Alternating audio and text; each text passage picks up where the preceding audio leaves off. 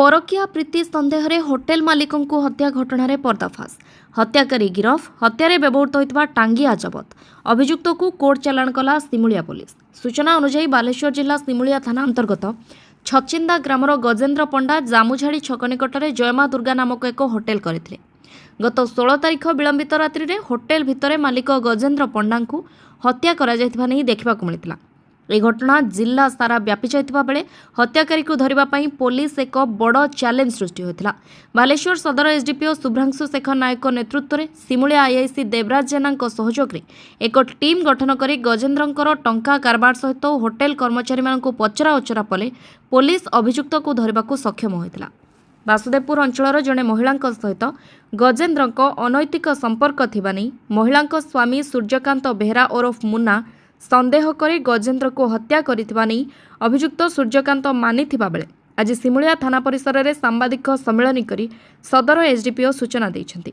गत 16/2/2026 रिख आमर सिमुलिया थाना रे छचिंदा ग्रामर जने सुरेंद्र पंडा अभियोग करथिले जे तांकर भाई श्री गजेन्द्र पंडा जे कि जामुझाड़ी निकटस्थ एक होटेल करथिले, जयमा दुर्गा होटेल करथिले। से होटेल रे तांकर कोनोसी अजଣା व्यक्ति तांको भाई को हत्या करछिन बोली अभियोग करथिले। सेही हत्या कांड को बेस करी हमर गोटे केस रजिस्ट्रेशन होइतला। सिमुलिया थाना केस नंबर 56/2026 रजिस्ट्रेशन होइतला। आईआईसी निजे इन्वेस्टिगेशन नैतिले से केस रो हमर एसपी सार को निर्देश क्रमे हमर गोटे स्वतंत्र टीम तैयारी करा हेतला, जो थरे कि आमे विभिन्न जगह रे रेड करथिलु। रेड करी आमे आज से आसामी को धरिया सफल होइछु एवं तार जो वेपन ऑफ ऑफेंस यूज करथिला गोटे टांगिया से ताकू मध्य जब्त कराइछि। और से जो डिसीज थिले हमर गजेन्द्र पंडा तांकर स्कूटी को मध्य से नहीं पळे जाइथिले, नै कि तांको गां रो एक पाळगदा पाखरे ताकू निया लगै पोड़ी दैथिले। से स्कूटी पोड़ी थिबा स्कूटी की मध्य से आसामी जो जगह रे पोड़ी थिला ताकू मध्य आमे सेठू जब्त करिछु। एथिरा हमर साइंटिफिक टीम आम सहित इन्वेस्टिगेशन रे शामिल होइचंती। से तांकर उपस्थिति रे सबुडी को जब्त करा हिची। सेटा तो वर्तमान इन्वेस्टिगेशन चालीची। हमर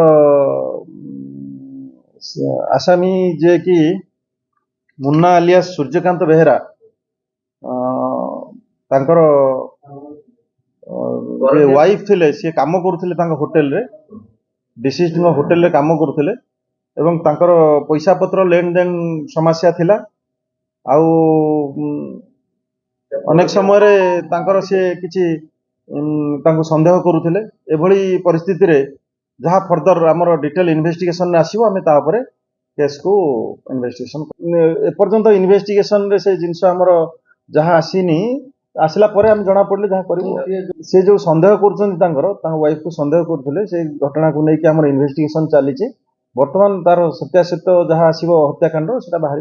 जी आमर ए आक्यूज अच्छी मुन्ना, से बेंगलोर रे रोला। ता मझे 2 मास हम से पलि आसी बेंगलोर आसिकी विभिन्न जगार से राति रोला, किंतु तार पाखरे फोन से 7-8 दिन हम तार फोन टा मिस कर जाइला कौटी।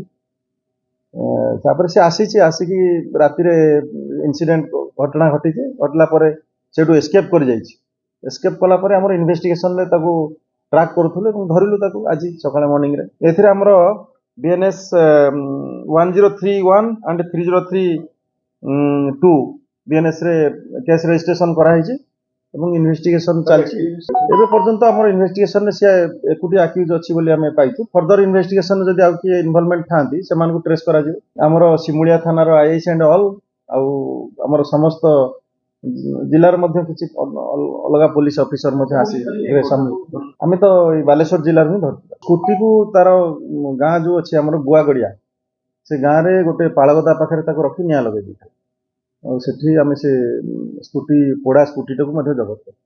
अभियुक्तर घर वासुदेवपुर थाना अंतर्गत गुआगड़िया ग्राम होता बेले पुलिस तांको गिरफ करी आज हत्या स्थान को अभियुक्त को नहीं सीन रिक्रिएशन करथिबा बेले गजेन्द्र स्कूटी को पोड़ा जाइतिबा अवस्था जबत करिछि। सिमुलिया थाना केस नंबर 56/26 रे बीएनएस 103 क्लज 1 303 क्लज 2 दफा मूले अभियुक्त सूर्यकांत को कोर्ट चालाण करा जाइछि।